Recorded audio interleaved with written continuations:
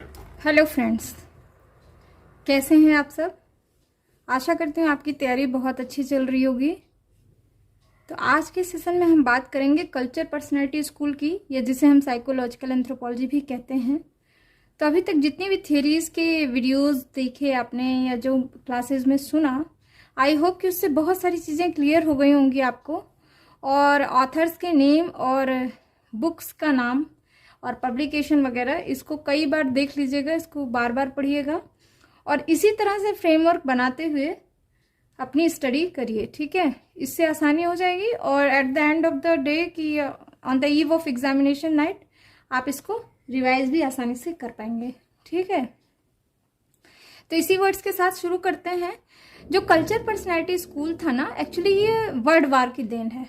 ठीक है, जो हमारा विश्व युद्ध हुआ तो उस समय क्या हुआ कि बहुत सारी चेंजेस हो रहे थे हर जगह पे। हर जगह मतलब इकोनॉमिकल पॉइंट ऑफ व्यू से, फाइनेंशियल पॉइंट ऑफ व्यू से, कल्चरल पॉइंट ऑफ व्यू से, थॉट पैटर्न से, हर केमिस्ट्री में, फिजिक्स में, बायोलॉजी में, इतिहास में, भूगोल में, आप जिस भी फील्ड का कह लीजिए, हर फील्ड में बहुत तेजी से उतार चढ़ाव हो रहा है। जियोपॉलिटिकल वे में ये तो आप जानते ही हैं।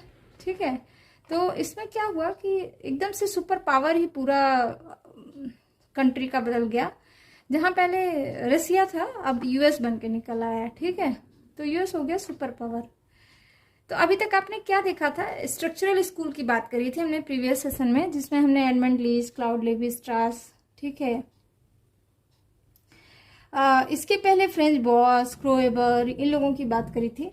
तो फ्रेंच बॉस आपको पता होगा, अमेरिका में जो भी एंथ्रोपोलॉजी था, या जो भी फाउंडर थे, एक तरह से बहुत ज़्यादा इंटेलेक्चुअल पर्सन थे और बहुत अच्छे जेंटलमैन भी थे। तो फ्रेंच बॉस जो है, इनके अंडर में फिर बहुत सारे लोग काम करने आए एज एन एंथ्रोपोलॉजिस्ट। तो यही चीज़ मैंने यहाँ पे लिखी हुई है। ठीक है, तो आप वीडियो के दौरान स्क्रीनशॉट भी ले सकते हैं और जो हमसे नए जुड़े हैं वो इसको कई बार देख लें, सुन लें और अपने वर्ड्स में लिखने की कोशिश करें। ठीक है, तो फर्स्ट पॉइंट है, during 1920 some students of Boas and Kroeber. नाम याद है, फ्रेंच बोआस एंड क्रोएबर। ठीक है, क्रोएबर ने कल्चर को कैसे डिफाइन किया था,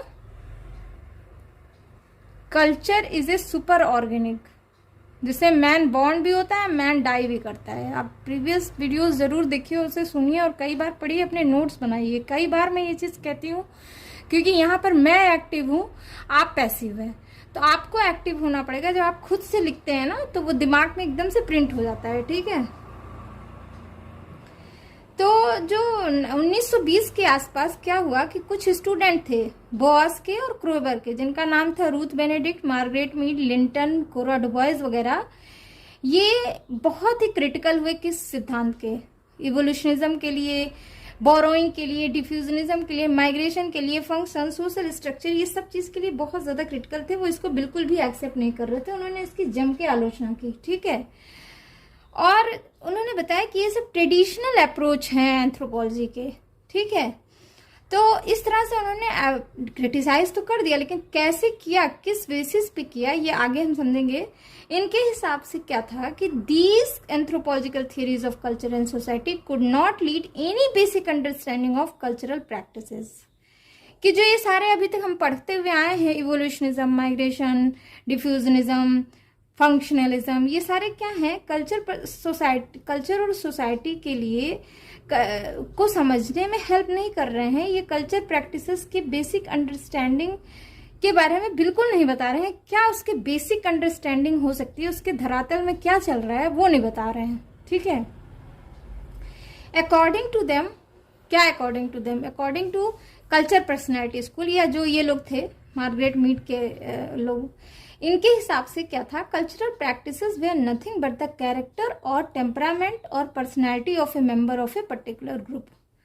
ठीक है, अब जो ये यहाँ पे इन्होंने बात कही कि कल्चरल प्रैक्टिसेस का बेसिक अंडरस्टैंडिंग नहीं बता पा रहे थे, तो इनके हिसाब से पूछा गया भाई क्या कल्चरल प्रैक्टिसेस, तो इन्होंने बताया कि कल्चरल प्रैक्टिसेस कुछ नहीं है, बल्कि वो कैरेक्टर है, वो टेम्परामेंट है, वो पर्सनैलिटी है एक सोसाइटी के मेंबर की। ठीक है, जो उस ग्रुप में रहते हुए आती है।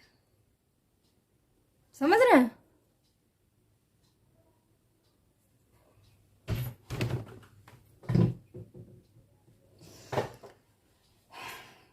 ठीक है।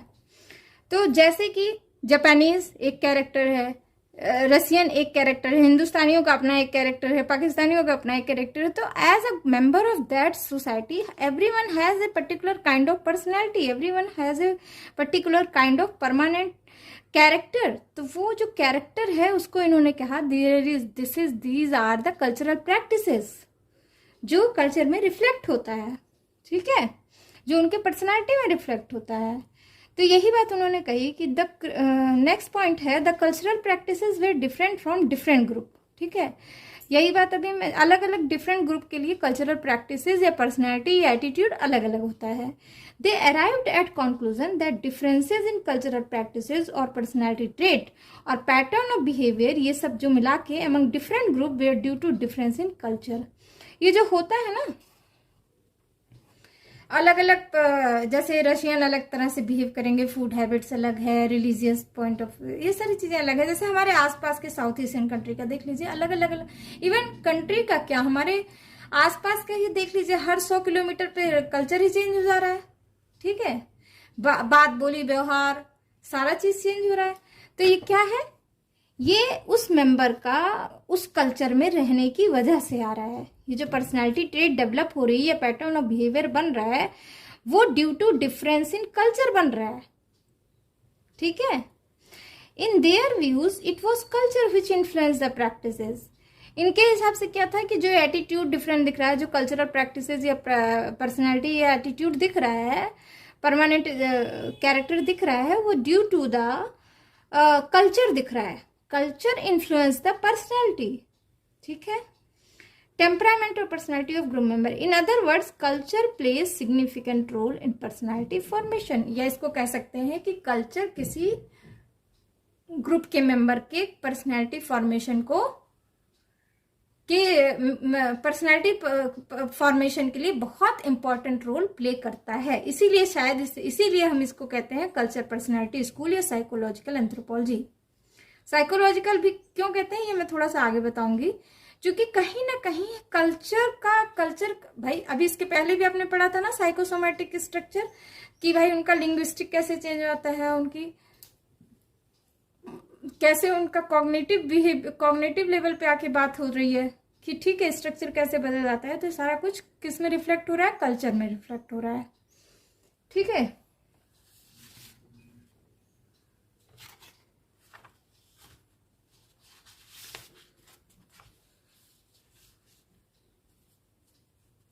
अब जो इसमें फर्स्ट पर्सन है, जो फर्स्ट इंपॉर्टेंट रेनाउंड पर्सन हुए हैं, वो है वो थी रूथ बेनेडिक्ट। रूथ बेनेडिक्ट की जो इंपॉर्टेंट बुक थी वो था पैटर्न ऑफ कल्चर, ठीक है। She wrote a book in 1936। अच्छा, ये जो मैं बता रही हूँ आपको पहले भी बता चुकी हूँ, that is the contribution of that author also, ठीक है। तो अगर कल्चर पर्सनैलिटी की बात होगी तो आप ये सारे ऑथर को भी साथ साथ लिखेंगे। अगर इंडिविजुअल आ रहा है कंट्रीब्यूशन तो उसकी भी बात करेंगे, ठीक है। तो और साथ साथ आपका ये ऑब्जेक्टिव भी तैयार होता जाएगा कि कौन सी बुक कब लिखी गई, उसमें उस बुक में क्या बात कही गई, ये सारी चीजें आप जरूर लिखिएगा, ठीक है। तो रूथ बेनेडिक्ट जो थी वो 1936 में पैटर्न ऑफ कल्चर नाम से एक बुक लिखती हैं, ठीक है। उन्होंने अपने बुक में कहा है, शी वांट टू से इन हर बुक कि culture is writ large in personality of individual. Culture personality दृश्य कहा करता है किसी भी इंडिविजुअल के पर्सनैलिटी में, ठीक है। ये इंपॉर्टेंट है, ये लाइन जरूर लिखिएगा, culture is writ large in personality of individual. ये इस बुक से ही लिखा गया है, ठीक है। नेक्स्ट पॉइंट है, according to Benedict integration in any culture is due to the arrangement of its content in a temporary और परमानेंट स्टाइल और डिजाइन, ठीक है।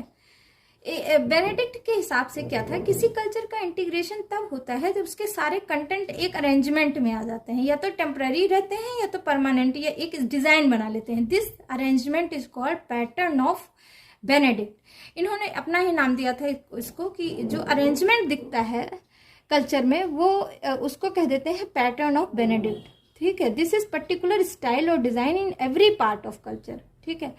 अब ऐसे सोच लीजिए जैसे जापानीज है, उनका एक फूड हैबिट का एक अलग कल्चर है, तो सारे ट्रेड्स अलग स्टाइल के होंगे। अभी ऐसे इंडिया में देख लीजिए, बंगालीज हैं, उनका एक फूड हैबिट अलग तरह से होगा, वो अलग तरीके से खाएंगे, अलग तरीके से उनका तरीका होगा, वो पहले चावल खा लेंगे फिर रोटी खाएंगे, मतलब काइंड ऑफ थिंग। पंजाबी है, उनका अलग तरीका होगा, उनके पूजा पाठ का अलग तरीका है, उनके पूजा पाठ का। तो ये सारा कुछ उनके कल्चर में रिफ्लेक्ट हो रहा है, उनकी पर्सनैलिटी में रिफ्लेक्ट हो रहा है। तो कल्चर उनकी किसको रिफ्लेक्ट करता है? पर्सनैलिटी को। ठीक है, नेक्स्ट पॉइंट है he give the name of personality. अच्छा, उन्होंने जो स्टडी किया तो उस हिसाब से पर्सनैलिटी का उन्होंने नाम दिया। फर्स्ट पर्सनैलिटी अपोलोनियन कहते हैं, ये वहाँ के ग्रीक देवता थे, उसी के नाम पे लिख दिया है अपोलोनियन। ठीक है, इनके हिसाब से अपोलोनियन टाइप के पर्सनैलिटी वो होते हैं हैविंग डेविल पर्सनैलिटी और गुड क्वालिटी। ठीक है, इसमें क्या होगा कि वो देवता टाइप की पर्सनैलिटी होगी जिसमें बहुत अच्छी अच्छी क्वालिटीज होंगी। दूसरा है डायोनाइजियन, ये मॉन्स्टर टाइप की पर्सनैलिटी होगी। ठीक है, तो इस बुक में इन्होंने ये सारी बातें डिस्कस की पैटर्न ऑफ कल्चर में। ठीक है, तो बेनेडिक्ट ने दो तरह की पर्सनैलिटी की बात की थी, अपोलोनियन एंड डायोनाइजियन। कई बार पूछ लेते हैं अपोलोनियन में कौन सी पर्सनैलिटी आती है? Good personality, quality of personality. Dionysian में मॉन्स्टर टाइप ऑफ पर्सनैलिटी। ठीक है, तो ये अपने समझने के लिए लिख लीजिए, आप जब भी बताएंगे थोड़ा डिटेल में बताएंगे। यहाँ मैंने फ्रेमवर्क टाइप से बना लिया है, तो इसे आप स्क्रीनशॉट ले सकते हैं अपने समझने के लिए।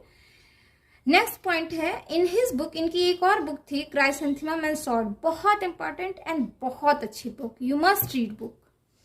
क्राइसेंथेमम एंड सॉर्ड आई थी 1946 में। ठीक है, this book deals with Japanese national character. Chrysanthemum is a national flower of Japan, it symbolises the socialisation process of Japanese during childhood. ठीक है, एक्चुअली क्राइसेंथेमम एक फ्लावर होता है, जापानीज फ्लावर। ठीक है, इसको नेशनल फ्लावर भी वहाँ सिंबलाइज किया गया है। इस बुक में जो क्राइसेंथेमम था वो ये बताता था कि सोशलाइजेशन प्रोसेस चाइल्डहुड में जापानियों के में कैसे होता है। तो in childhood Japanese parent take every care of their children to make them blossom like chrysanthemum. ठीक है, बचपन में जो पेरेंट्स थे वो बचपन में अपने चिल्ड्रंस को हर वो केयर करते हैं जिससे जैसे एक फूल निकल के ब्लूम करे। ठीक है, when children are fully blossomed like in adolescent they face a situation of utter strength। बचपन में तो क्राइसेंथेमम की तरह रखते हैं, लेकिन जैसे बड़े होने लगते हैं ना फिर उन्हें एक स्ट्रेन देने लगते हैं, एक प्रेशर में देते हैं। और इस तरह वो बुक में जो मेंशन किया गया है सॉर्ड का, वो इस बात को मेंशन किया गया है जैसे वो बड़े होते हैं तो वो उन्हें स्ट्रेन में रखा जाता है। ठीक है, जैसे कि अपनी अर्निंग खुद करो, अपनी चीजें खुद करो, parents leave them to earn something and lead independent life। ठीक है, as a result of this they became aggressive and violent। तो इसका नतीजा ये होता है बहुत ज्यादा वो वायलेंट हो जाते हैं, वो अग्रेसिव हो जाते हैं। क्योंकि अब इसी sword always hang on their neck because they do not seek cooperation from. उनके ऊपर हमेशा एक तलवार लटकती रहती है, भाई आज का नहीं करेंगे तो कल हम फूड नहीं खरीद पाएंगे। तो ये जो स्वॉर्ड है ये इस चीज को सिंबलाइज कर रहा है। इस तरह से उनका उनकी इस तरह से जो कल्चर है, इस तरह से ग्रूमिंग करने की वजह से उनकी एक particular kind of personality develop हो जाती है जापानियों की। इसलिए बोला गया है, इन्होंने बोला कि कल्चर अफेक्ट पर्सनालिटी। ठीक है, तो जो उनकी दूसरी बुक थी क्राइसेंथेमम एंड सॉर्ड, उसमें उन्होंने इसी बात की। अब नेक्स्ट पर्सन जो आती है वो है मार्गरेट मीड। बहुत इंपॉर्टेंट पर्सन है, बहुत इंटरेस्टिंग पर्सन भी है। ये भी स्टूडेंट थी फ्रेंच बॉस और रूथ बेनेडिक्ट की। ठीक है, इन्होंने बहुत इंपॉर्टेंट बुक लिखे, तो ऐसे आप भी लिख लीजिएगा, क्रोनोलॉजिकल वे में ही मैंने लिखा है। 1928 में coming of age in Samoa, 1930s में growing up in New Guinea, 1935 में sex and temperament in 3 primitive society. बहुत इंपॉर्टेंट बुक है। एक्चुअली ये बुक लिखती जाती थी, फिर जो यहाँ पे कुछ क्वेश्चन अराइज हो जाता था, फिर वो नेक्स्ट बुक को लिखती थी उसको रिजॉल्व करने के लिए, फिर कुछ लिखा, फिर उसमें कुछ क्रिटिसिज्म हुआ, फिर उन्होंने लिखा। तो ग्रोथ ऑफ कल्चर 1951 में आया, 53 में the study of culture at distance Margaret Mead का, 1955 में cultural pattern and technical changes. ठीक है, तो in his first book coming of age in Samoa she deals with the question of whether the rebellion that in her first book she deal with the question of whether the rebellion that marked adolescent personality in USA was the product of biological changes occurring at puberty or a result of cultural circumstances। ये जो पहली book थी ना coming of age in someone's, इसमें इन्होंने उस question को deal किया था जो उससे बहुत ही प्रिवेलेंट थी यूनाइटेड स्टेट ऑफ अमेरिका में।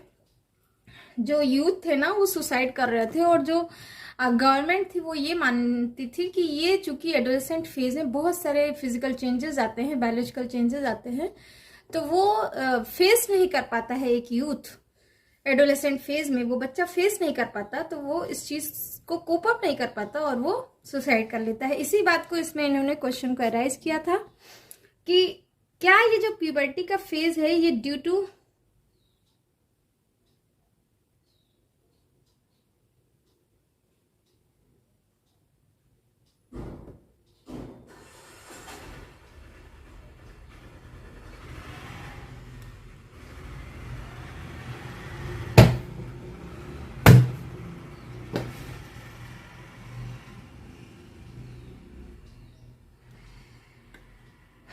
क्या ये जो प्यूबर्टी की वजह से सुसाइड हो रहा है, या at the age of puberty या at the age of menarche, ये जो सुसाइड हो रहा है वो ड्यू टू बायोलॉजिकल चेंजेस की वजह से हो रहा है या सोशल चेंजेस की वजह से, कल्चरल सर्कमस्टेंसेस की वजह से हो रहा है? ठीक है, ये क्वेश्चन इन्होंने यहाँ पे समझाया। सेकेंड बुक जो आई थी growing up in New Guinea, तो she deal with the role of culture and development of personality of a child through different ages of life. ठीक है, इसमें इन्होंने एक चिल्ड्रन का पर्सनैलिटी कैसे डेवलप करता है बचपन से लेके बड़े तक, और उस पर उसके कल्चर का क्या इफेक्ट आता है, ये जो है इसमें इन्होंने बात करी थी।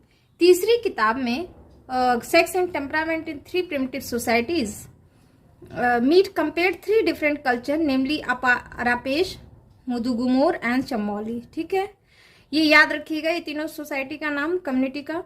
Meet study reveal that difference in personality type of male and female in same society और in different are due to the cultural. कुल मिला के बात ये थी, whole sole gist of the story, कि भाई जो कल्चर सोसाइटी में गवर्नमेंट ये मानती थी कि ड्यू टू फिजिकल और बायोलॉजिकल चेंजेस की वजह से वो स्ट्रेन में आते हैं यूथ और वो सुसाइड कर लेते हैं। लेकिन इन्होंने अपनी स्टडी में ये समझाया कि नहीं भाई, जो ये सारी सोसाइटी है इसमें सारे लाइफ स्टेजेस को वेलकम किया जाता है, बहुत ही रिगार्ड किया जाता है और बहुत इंजॉय किया जाता है। ठीक है, तो अगर हम कल्चर में ही वो चीज़ ला दें, जैसे कि वो ट्रेनिंग दे दें, कि वो चीज़ बता दें कि भाई ऐसा है, जब तुम इतने साल के होगे तुम्हारे साथ ये चीज़ें होंगी, या तुम्हारे साथ ये होती हैं, या इस चीज़ को सेलिब्रेट करें, तो उस चीज़ को बहुत इजीली टेकअप किया जाएगा। ठीक है, प्यूबर्टी फेज में क्या क्या होता है शरीर के साथ, या मिनार्की फेज में क्या क्या शरीर के साथ होता है, बच्चा जब यूथ होने लगता है तो उसके साथ साथ क्या बायोलॉजिकल चेंजेस आते हैं, वो सारी बात अगर इजी वे में बताई जाए, उसको पहले से बता के रखी गई हूँ और उसके लिए एक सेलिब्रेशन किया जाए, तो इतना उसको स्ट्रेन में वो चीज़ नहीं लेगा या उसको शॉकिंग वे में नहीं लेगा, वो बहुत ही ईजिली टेकअप करेगा कि भाई ये तो होता ही है, तो उसको स्ट्रेन नहीं होगा और वो बहुत ईजी रहेगा लाइफ में। तो यही चीज़ में इन्होंने बताया कि जो भी पर्सनैलिटी होती है ना, वो कुल ओवरऑल वो उसके कल्चर से प्रभावित रहती है। ठीक है, कल्चर से इन्फ्लुएंस रहती है। फोर्थ बुक में and keep your powder dry में she studied the culture of America. उन्होंने इस कल्चर अमेरिका के कल्चर को स्टडी किया। अच्छा, एक और चीज़, ये सारा कुछ होने के बाद मार्गरेट मीड ना, ये जब बुक आ गई तो एक बहुत बड़ी इंटेलेक्चुअल पर्सनालिटी बन चुकी थी।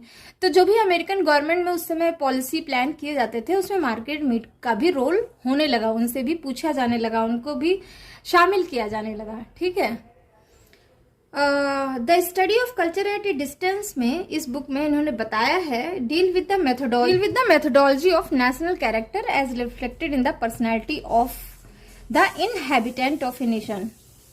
ठीक है, एक्चुअली उस समय हो रहा था वर्ल्ड वॉर।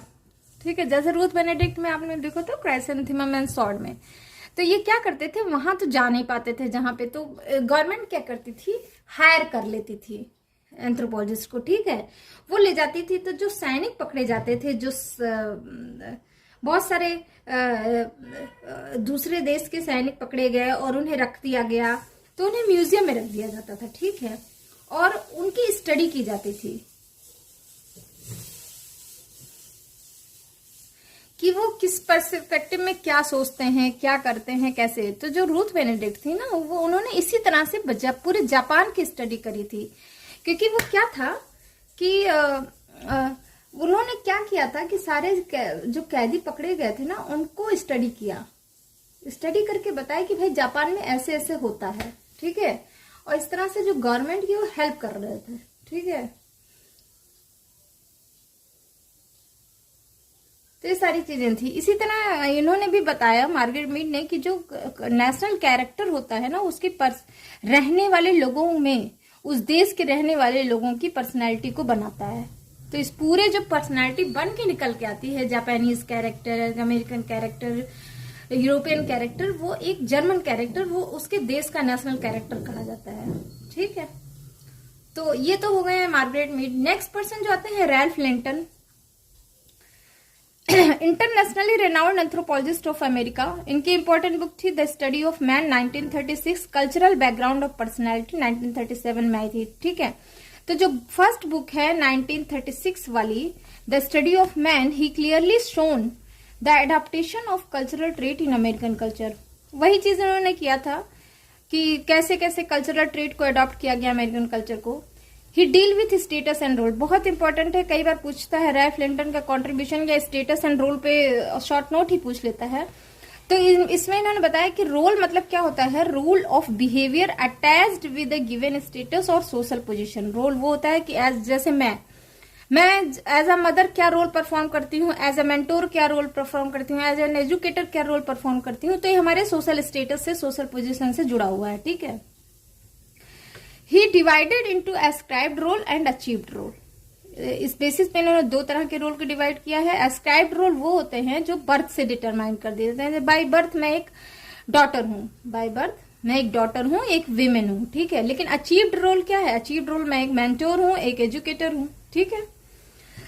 सेकेंड बुक जो थी cultural background of personality, he has attempted to define culture and to classify culture on the basis of behaviour, ठीक है। पॉइंट समझ में आ गया।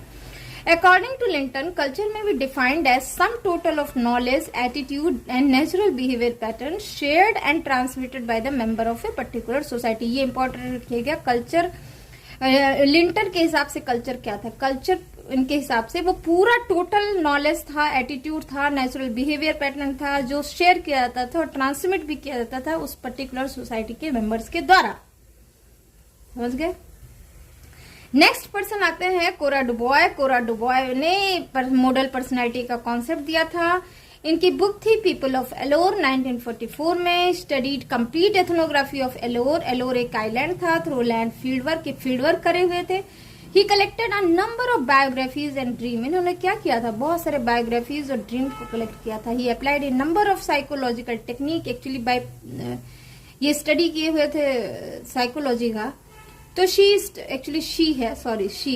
Gave biographies to Kardiner and ये क्या करी, सारी इसको इकट्ठा करके उन्होंने कार्डिनर को दिया और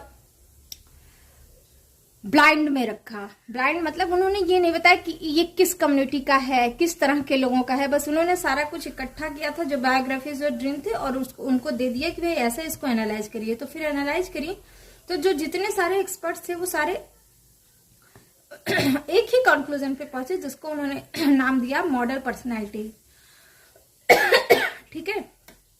तो ये तो कोरा डुबॉय का कंट्रीब्यूशन हो गया। सॉरी, इसका क्रिटिसिज्म बहुत ज्यादा नहीं है, लेकिन ज्यादा है जब आप किसी चीज को बहुत एक्सेस में बात वही सेम करने लगते हैं। Sorry, I am so sorry.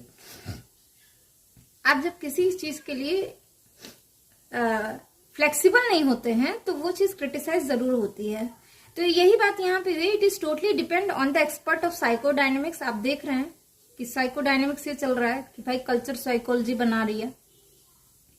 Basic personality या मॉडल पर्सनालिटी या group character is total outcome of early childhood pattern इनके हिसाब से, जबकि ऐसा था नहीं। उसके बाद क्या होता है, बाकी जीवन में क्या होता है वो तो इन्होंने बताया नहीं ना। तो that is the criticism of this school. So that is all for today's discussion. Thanks for listening. Bye bye.